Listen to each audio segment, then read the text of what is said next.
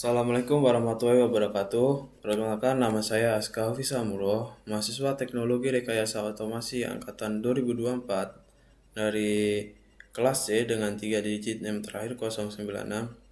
Di sini saya akan menjelaskan modul 1 yaitu GPIO dan digital 1 per 0. Di sini saya yang pertama adalah akan menjelaskan nih, apa sih itu GPIO? Nah, definisinya adalah General Proposal Input atau Output. Nah, ini adalah antarmuka penting bagi microcontroller untuk berinteraksi dengan perangkat eksternal di dalam sebuah sistem elektronik. Nah, fungsi utamanya adalah sebagai penghubung yang memungkinkan pengendali dan komunikasi antar microcontroller dan berbagai perangkat digital seperti sensor dan aktuator. Terus, nah, relevansi GPU dalam otomasi, ini aplikasi di industri. Nah, arsitektur internal GPU, driver output dan resistor. Ini adalah poin pertama adalah driver output. Ini adalah menggunakan transistor PMOS dan NMOS untuk mengendalikan arus. Poin kedua adalah resistor pull up dan down internal. Ini adalah menjaga kestabilan sinyal input. Terus yang terakhir, register pengendali utama, itu adalah IDR untuk input, ODR untuk output, dan BSRR untuk bit set atau reset. Nah, sini adalah mode output 1 adalah push pull transistor PMOS dan NMOS. Mode push pull menggunakan transistor PMOS dan NMOS memungkinkan pengendali arus secara aktif. Aplikasi meliputi menyalakan LED, komunikasi data cepat seperti UART dan SPI.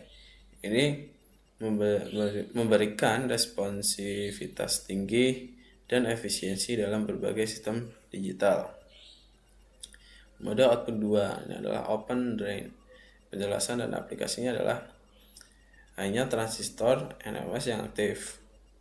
Terus yang kedua adalah pin dapat berada pada low atau high. Terus memerlukan resistor pull up eksternal digunakan dalam bus I2C dan driver relay. Cocok untuk level shifting dan integrasi perangkat. Nah, di sini adalah logika aktif high dan aktif low. Perbandingan penggunaan di industri adalah aktif high ini adalah untuk perangkat aktif saat logika MCU high 1. Terus aktif low perangkat aktif saat logika MCU low 0. Terus standar industri adalah aktif low untuk tombol darurat. Terus memudahkan pengendali dan pemrograman perangkat keras yang aman. Mode input dan debouching. Ini debouching adalah pengaruh floating pin GPIO yang mengampung dapat menyebabkan sinyal tidak stabil, sehingga penggunaan resistor pull up dan penting untuk mengatur kondisi default yang dapat diandalkan. Terus ada access register atau DR vs BSRR. Perbandingan metode akses adalah model ini adalah untuk metode rate modified berisiko interupsi saat operasi. BSRR ini penulisan bit atau mic aman dan cepat. Terus rekomendasi guna BSRR untuk performa dan keamanan yang lebih baik. Nah, peripheral lanjutan adalah rotary encoder. Fungsi dan aplikasi rotary encoder mendeteksi arah dan posisi melalui sinyal fase A dan B, memungkinkan kontrol presisi dalam berbagai aplikasi seperti navigasi menu. Peripheral lanjutan matriks K4 4x4. Skema dan logikanya adalah matriks K4 4x4 ini mengoptimalkan penggunaan pin GPIO dengan mengontrol 16 tombol menggunakan hanya 8 pin. Efektif untuk proyek otomatisasi. Nah, kesimpulan praktik GPIO ini fungsi dan konfigurasi. Yang pertama adalah memahami fungsi dan konfigurasi GPIO sangat penting untuk menguasai antarmuka digital pada microcontroller modern dan aplikasinya. Terus yang kedua adalah mode output. Mengetahui perbedaan antara mode output seperti push pull dan open drain. Terus membantu dalam pemilihan metode yang tepat untuk aplikasi tertentu. Terus ini ada teknik debouching. Terus di sini ada tekniknya adalah kunci untuk memastikan stabilitas sinyal input. Yang penting untuk keandalan dan keamanan sistem berbasis microcontroller.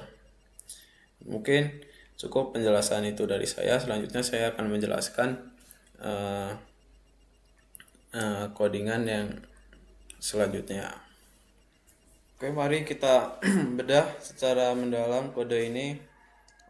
Program ini bukan sekedar membaca tombol, melainkan juga sebuah sistem pendeteksi durasi yang cerdas. Pada pertama ini ada yang namanya enum, yang di sini adalah enumerasi press tipe T. Di baris awal ini kita bisa menggunakan kita tidak menggunakan angka sembarangan atau magic numbers, melainkan mendefinisikan tipe data khusus. Ada press ini on, press short, press long, dan press very long. Terus penggunaan ini adalah praktek terbaik di industri agar logika percabangan kita nantinya lebih manusiawi untuk dibaca. Terus selanjutnya ada variabel globalnya. Nah, kita di sini ada press start, terus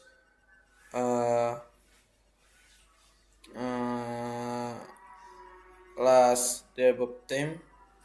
Mengapa kita menggunakan ini? Karena kita akan berusaha dengan fungsi milis. Fungsi ini menghitung milidetik sejak microcontroller menyala, dan nilainya bisa sangat besar. Jika kita menggunakan tipe data yang salah, program akan mengalami overflow atau error perhitungan setelah berjalan beberapa hari. Terus selanjutnya perhatikan bagian di dalam loop. Di dalam loop ini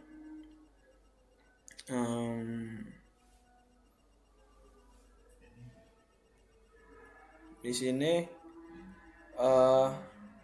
hal pertama yang dilakukan program bukanlah menghitung durasi, melainkan debouching.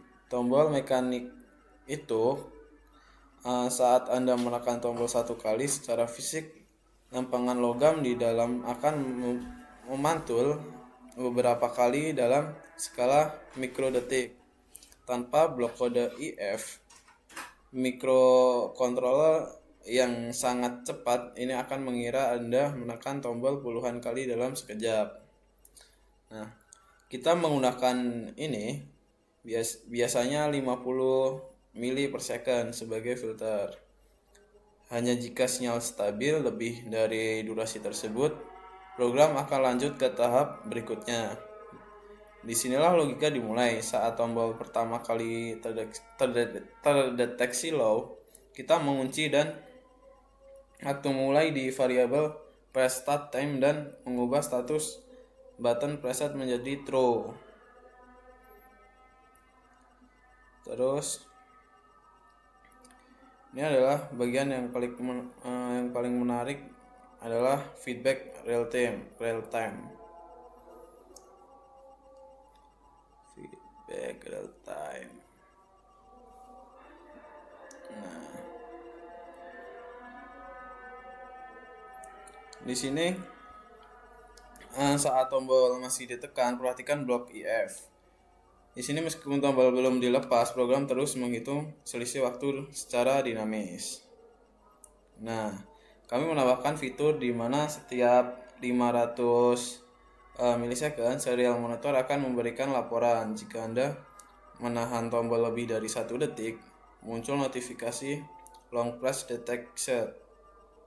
Jika lewat 3 detik, muncul very long. Ini adalah elemen paling dalam user experience pada sistem embedded, sehingga pengguna tidak perlu menebak-nebak apakah mereka sudah menekan cukup lama atau belum. Nah, begitu tombol dilepas atau berubah ke high, di situ kalkulasi final terjadi. variabel press duration dihitung dan hasilnya dikirim ke fungsi detect press type. Fungsi ini murni berisi logika perbandingan untuk menentukan kategori tekanan berdasarkan batasan milidetik yang telah kita set di file konfigurasi. Terus sini ada nah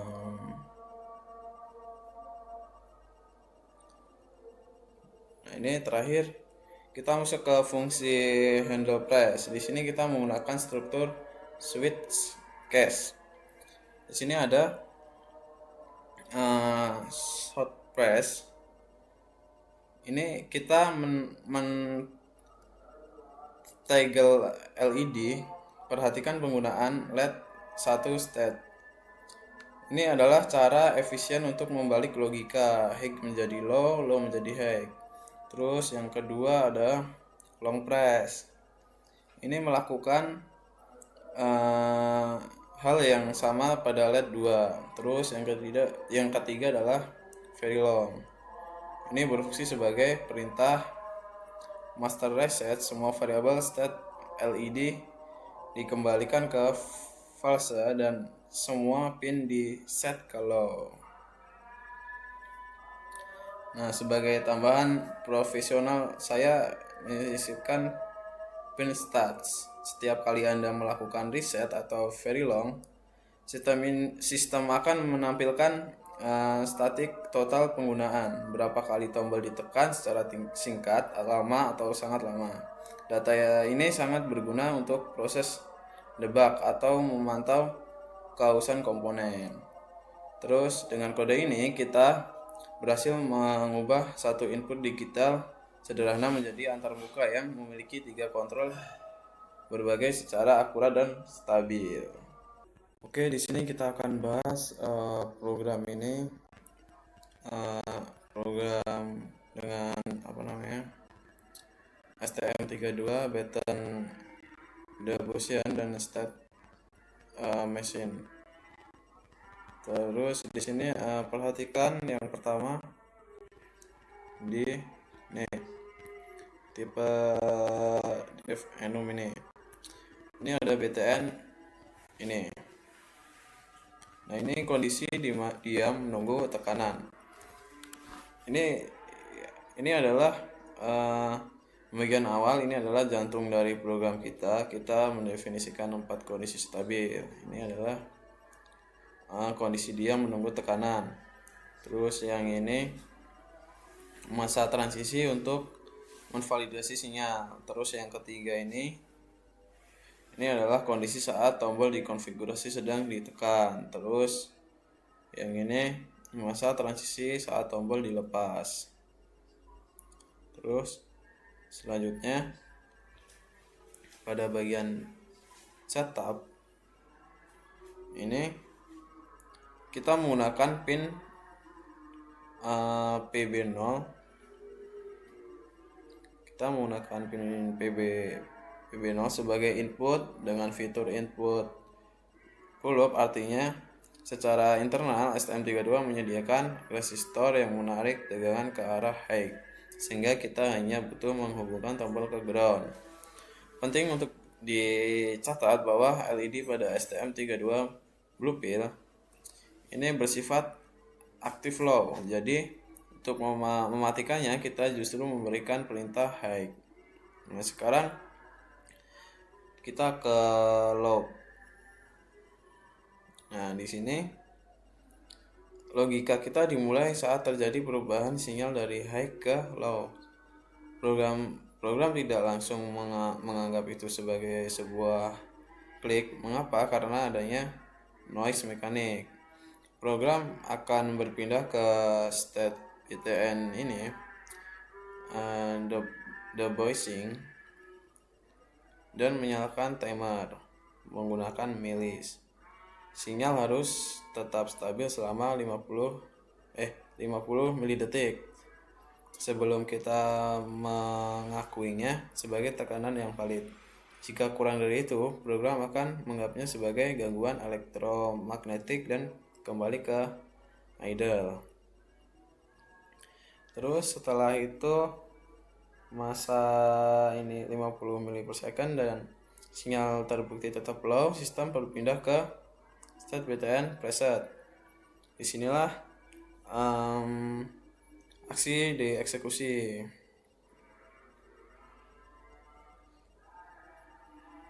Perhatikanlah baris kode digital writer.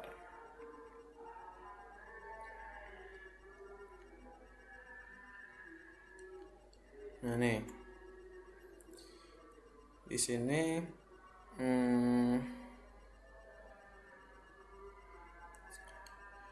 di sini kan ada pin. Nah ini karena LED ini aktif low, kita melakukan logika inversi. Program juga mencatat waktu mulai tekanan di press start time. Nah, keunggulan ini adalah microcontroller tidak tertidur. Ia hanya mencatat waktu dan terus berjalan melakukan pengecekan di setiap putaran loop. Selama Anda menahan tombol, sistem akan tetap berada di state BTN preset. Ini sangat efisien karena CPU tidak perlu berulang kali menjalankan logika toggle LED. Ia hanya menunggu perubahan sinyal menjadi high untuk masuk ke tahap pelepasan. Terus tahap terakhirnya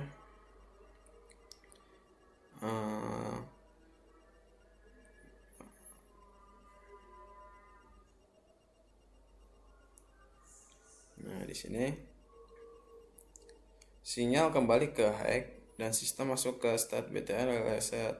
Sama seperti saat menekan, kita juga menerapkan the bouncy saat melepas tombol untuk memastikan tidak ada sinyal palsu akibat begas tombol yang kembali ke posisi semula. Setelah stabil high, program menghitung durasi total penekanan. Hasil ini dikirim ke serial monitor sebagai data analitik. Setelah semua selesai, sistem kembali ke state awal yaitu BTN idle, siap untuk menerima input berikutnya. Nah, kesimpulannya adalah program ini mengajarkan kita bagaimana membangun sistem input yang sangat tangguh dengan menggunakan state machine. Kita mendapatkan sistem yang responsif, akurat dalam menghitung durasi, dan yang paling penting non-blocking, sehingga STM32 Anda bisa mengerjakan tugas-tugas berat lainnya secara bersamaan. Oke, mungkin cukup penjelasan itu aja dari saya, kurang lebihnya mohon maaf. Nah, di sini ada pas saat lagi praktikum, ini adalah yang STM32. Dia saat ditekan akan nyala, dilepas mati. Ini adalah yang pakai STM32. Ini adalah rangkaian yang eksternal. Ini kalau ditekan dia akan mati, kalau dilepas dia akan menyala. Seperti itu. Mungkin cukup sekian penjelasan dari saya. Jika ada kurangnya mohon dimaafkan. Wassalamualaikum warahmatullahi wabarakatuh.